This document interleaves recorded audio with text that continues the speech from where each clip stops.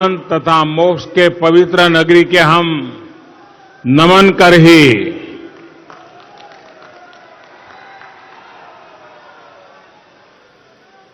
विष्णुपद मंदिर के ई गौरवशाली वैभवशाली भूमि पर अपने सबके अभिनंदन करीत ही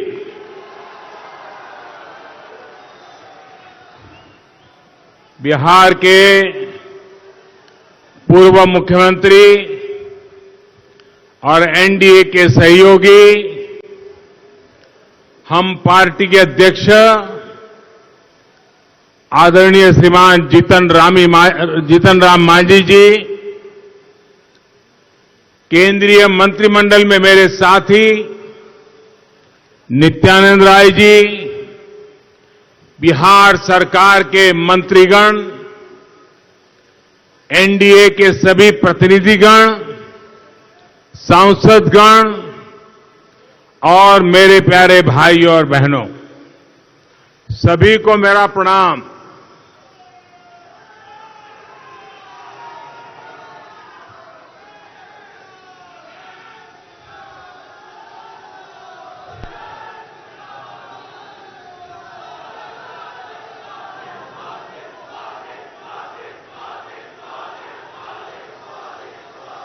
आज यहां मंच पर मेरे साथ राज्य सरकार में मंत्री डॉक्टर प्रेम कुमार जी, संसद में मेरे साथी श्रीमान राजीव रंजन ललन सिंह जी, केंद्रीय मंत्रिमंडल और सभी सांसदगण में डॉक्टर सुशील कुमार सिंह, सांसद श्रीमान चंद्रशेखर यादव चंद्रवंशी जी, गया जी के अलावा औरंगाबाद, नवादा, जहानाबाद और अरवल से भी यहां बड़ी संख्या में लोग एनडीए के उम्मीदवारों को आशीर्वाद देने आए हैं। दूसरे जिलों के भी हजारों साथी डिजिटल माध्यम से हमारे साथ जुड़े हैं। मैं आप सभी का अभिनंदन करता हूं। भाइयों और बहनों, बिहार के चुनाव इस बार दो कारणों से अहम है। एक तो कोरोना महामारी के बीच ये दुनिया का पहला बड़ा चुनाव है जहां इतनी बड़ी संख्या में मतदान होने वाला है। इसलिए नजर इस बात पर है, खुद को सुरक्षित रखते हुए बिहार लोकतंत्र को मजबूत कैसे करता है। दूसरा, ये चुनाव इस दशक में बिहार का पहला चुनाव है। एनडीए की जीत के साथ ये चुनाव इस दशक में बिहार की भूमिका को और मजबूत करेगा। साथियों, 90 के दशक में बिहार के लोगों ने, यहां के लोगों का कितना अहित किया गया। बिहार को अराजकता और अव्यवस्था के किस दलदल में धकेल दिया, ये आप में से अधिकांश ने अनुभव किया है। आज भी बिहार की अनेक समस्याओं की जड़ में 90 के दशक की अव्यवस्था है, कुशासन है। यहां अनेक युवा साथी हैं जो पहली बार वोट डाल रहे हैं या जिनका जन्म नई सदी में हुआ है। आपको अंदाजा नहीं है कि बिहार ने कितना लंबा रास्ता तय किया है। आज आप एक नए बिहार को बनते देख रहे हैं। बिहार में नई व्यवस्थाओं को बनते देख रहे हैं। लेकिन एक समय था जब बिहार में इसकी कल्पना भी नहीं की जा सकती थी। ये वो दौर था जब रेलवे स्टेशन पर रात में उतरने के बाद लोग सुबह होने तक अपने घर नहीं जाते थे, सारी सारी रात स्टेशन में ही बैठे रहते थे। ये वो दौर था जब लोग गाड़ी नहीं खरीदते थे ताकि एक राजनीतिक पार्टी के कार्यकर्ताओं को उनकी कमाई का पता न चल जाए। ये वो दौर था जब एक शहर से दूसरे शहर में जाते वक्त ये पक्का नहीं रहता था कि उसी शहर पहुंचेंगे या बीच में ही किडनैप हो जाएंगे। ये वो दौर था जब बिजली संपन्न परिवारों के घरों में होती थी, गरीब का घर दिए और ढीबरी के भरोसे रहता था। आज के बिहार में लालटेन की जरूरत खत्म हो गई है। आज बिहार के हर गरीब के घर में बिजली का कनेक्शन है, उजाला है। साथियों, एक वो दौर था जब बिहार के गांव में सड़कों से जाना एक सपना होता था। बड़ी बड़ी गाड़ियों का अंजर पंजर हिल जाता था। किसी गांव तक पहुंचने तक एक आज का समय है जब बिहार का करीब करीब हर गांव सड़क से जुड़ गया है। पीएम सड़क योजना के तहत लगभग 22,000 करोड़ रुपए की सड़कें बिहार के गांवों में बनाई गई है। साथियों, आज बिहार के engineering college, medical college, IIT, IIM जैसे संस्थान खोले जा रहे हैं। यहां बोध गया जी में भी आईआईएम खुला है, जिस पर सैकड़ों करोड़ रुपए खर्च किए गए हैं। वरना बिहार ने वो समय भी देखा है जब यहां के बच्चे छोटे छोटे स्कूलों के लिए भी तरसते थे। साथियों, गया जी का ये पूरा क्षेत्र भारत के ज्ञान, आस्था और अध्यात्म का केंद्र रहा है। ये कितनी बड़ी विडंबना है कि जहां भगवान बुद्ध को ज्ञान प्राप्त हुआ, उस धरती को नक्सली हिंसा और जघन्य हत्याकांडों में झोंक दिया गया। बीते वर्षों में बिहार के इस हिस्से को नक्सलियों के आतंक से मुक्ति दिलाने के लिए कड़े कदम उठाए गए हैं। अब नक्सलवाद को देश के एक छोटे से हिस्से में समेट दिया गया है। हिंसा और अराजकता से बाहर निकालकर इस पूरे क्षेत्र को विकास की पटरी पर लाने के लिए बीते सालों में बहुत मेहनत की गई है। नवादा और औरंगाबाद सहित बिहार को वो जिले जो विकास की दौड़ में बहुत ज्यादा पीछे छूट गए, उनको आकांक्षी जिलों के तौर पर चुना गया है। इन जिलों में अब शिक्षा, स्वास्थ्य, पोषण, इंफ्रास्ट्रक्चर ऐसे तमाम पहलुओं को प्राथमिकता दी जा रही है।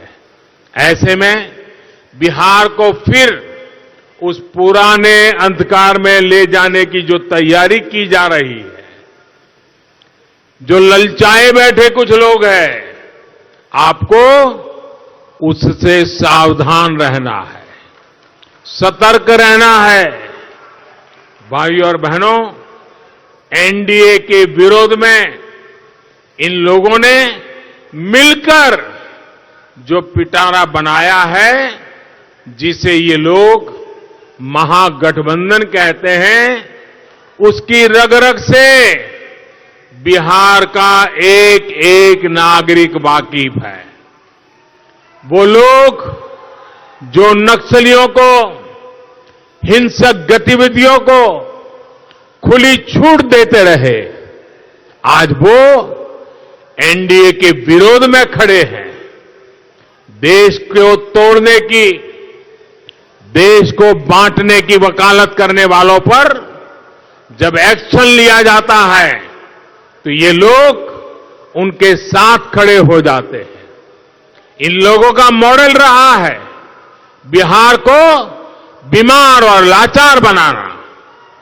एनडीए का संकल्प है बिहार को सशक्त और आत्मनिर्भर बनाना।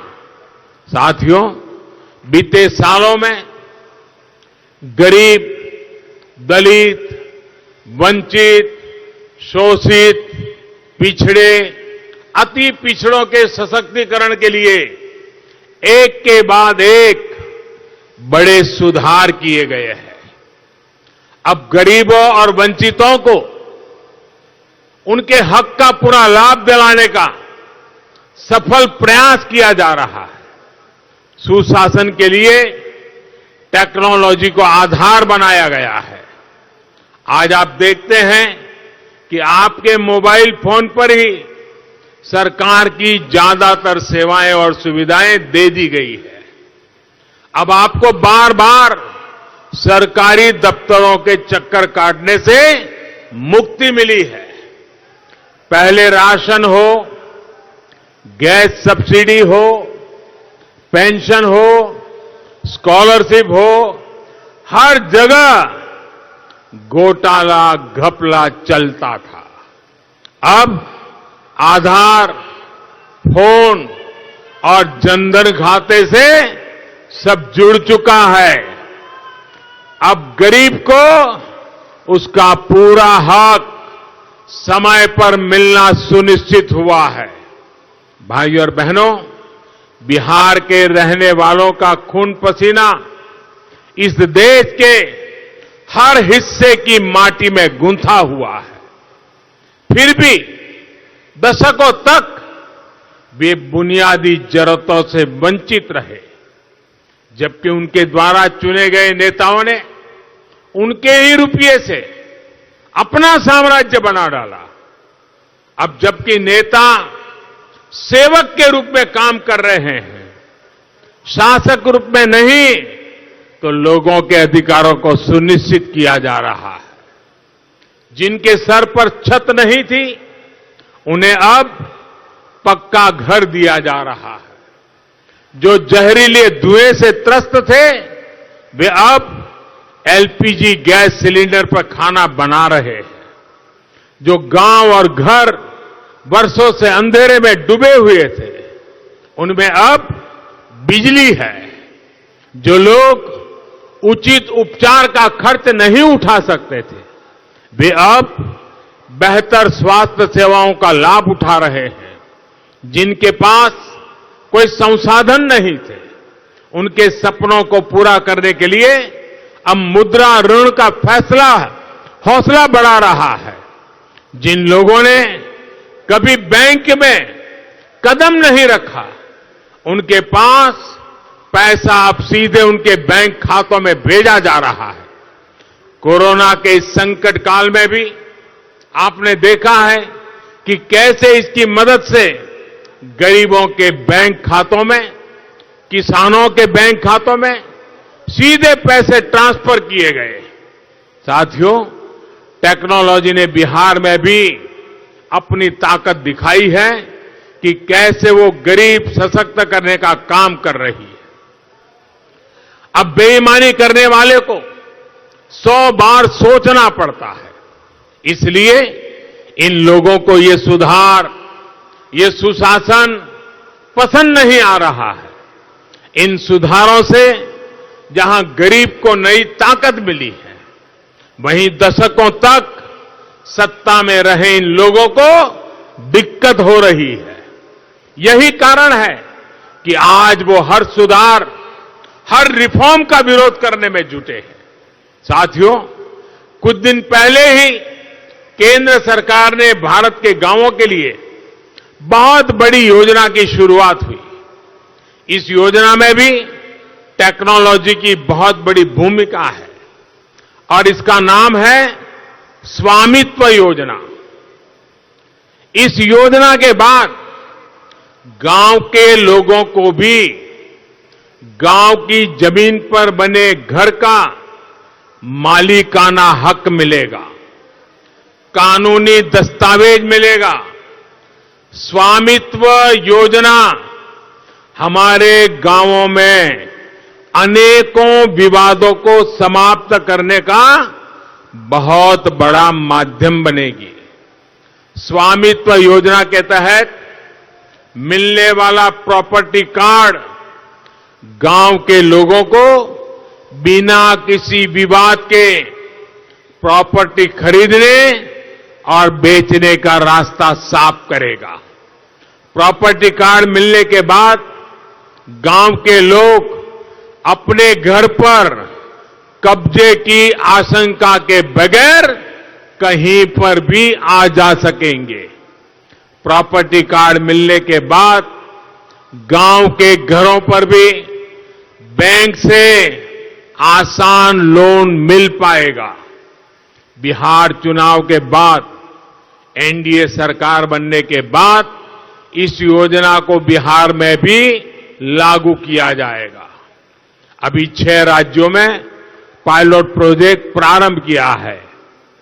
साथियों, जिन लोगों ने बिहार को बर्बाद किया, उनकी राजनीति गरीबी, अभाव, शोषण के खाद पानी से ही फलती फूलती रही है।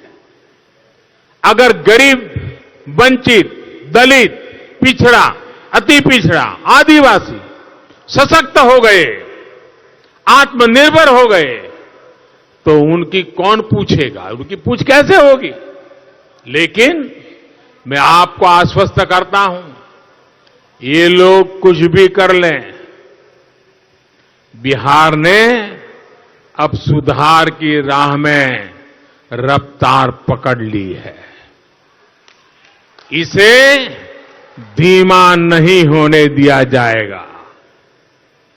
अब हमारा फोकस इस पूरे क्षेत्र के इंफ्रास्ट्रक्चर को आधुनिक बनाने और तेज करने पर है। पटना गयाजी डोभी 4 लेन सड़क हो, किऊल से गयाजी के रेलखंड का दोहरीकरण हो, सभी पर तेजी से काम चल रहा है। विशेष रूप से पानी की कमी से हमारी बहनों को, हमारे किसानों को होने वाली परेशानी को दूर करने के लिए प्राथमिकता पर काम हो रहा है।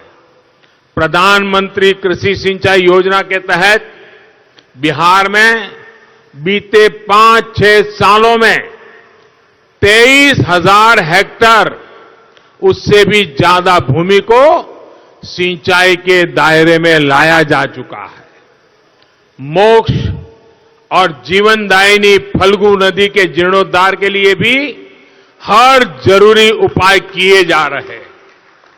भाइयों और बहनों, लोकसभा चुनाव के दौरान बिहार की बहनों से मैंने कहा था कि आपको पीने की पानी की समस्या का समाधान देकर रहेंगे।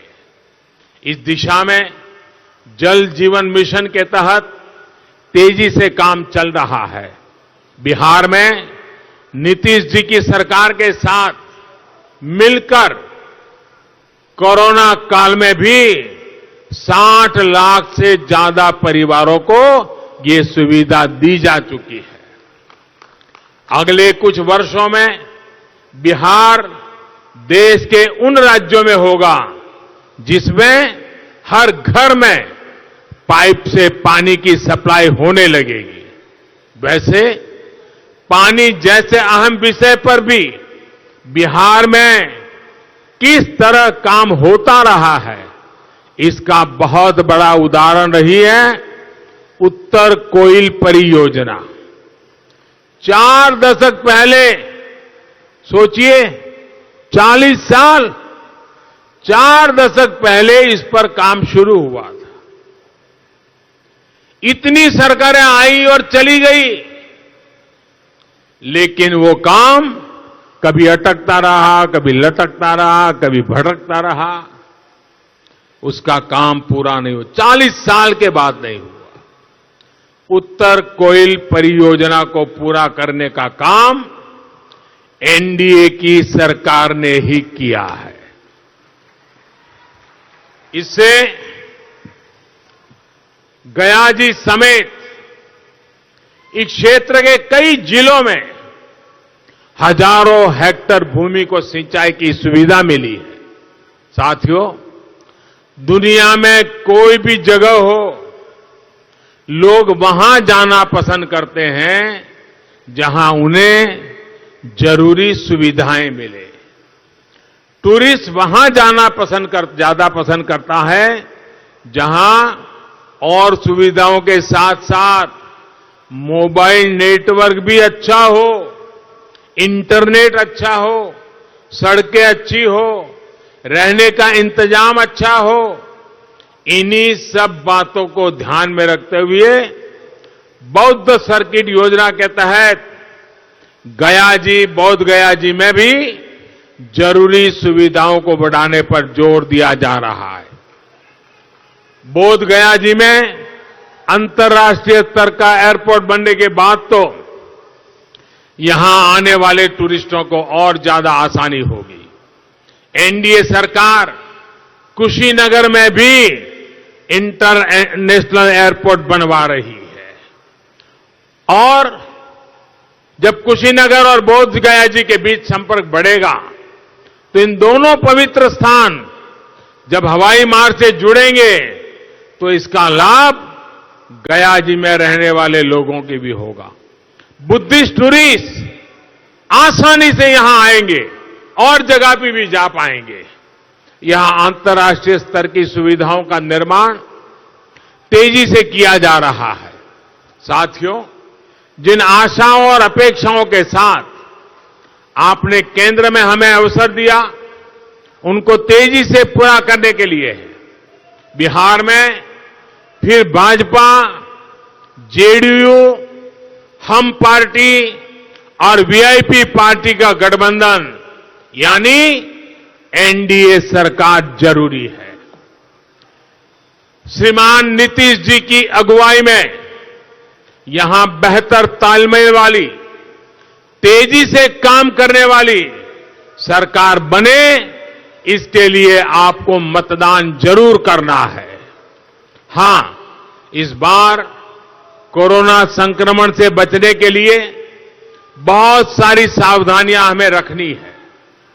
आपको वोट इसलिए जरूरी है, आपका वोट इसलिए जरूरी है ताकि बिहार फिर से बीमार न पड़ जाए।